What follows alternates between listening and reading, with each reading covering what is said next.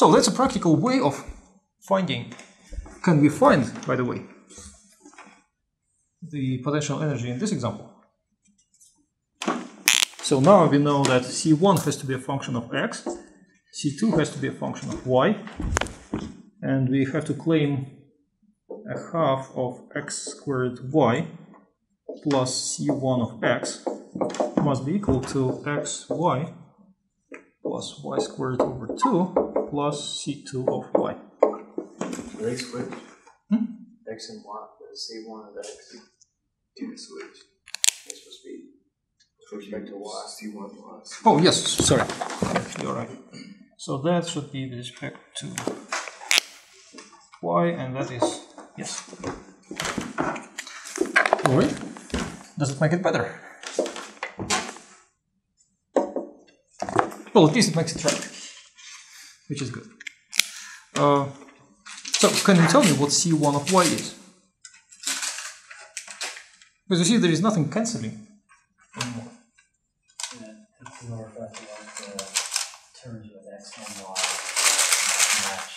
match. They have to, at least they have to be separate, right?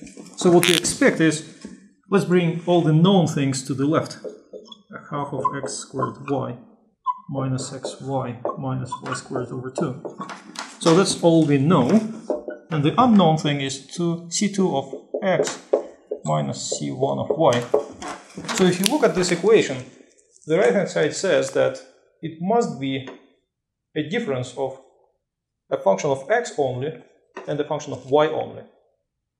And what we see is nothing of that nature. There are products of x and y. And you can never make the product of x and y something of x minus something of y. So that cannot be resolved. So we have no solution, and therefore no potential energy for that vector field. So it rarely happens. We chose very simple functions and we got no solution. It rarely happens that a vector field has potential energy. In mathematical terms, it rarely happens that a vector field has antiderivative. And that makes the question especially interesting. Because now we have more questions.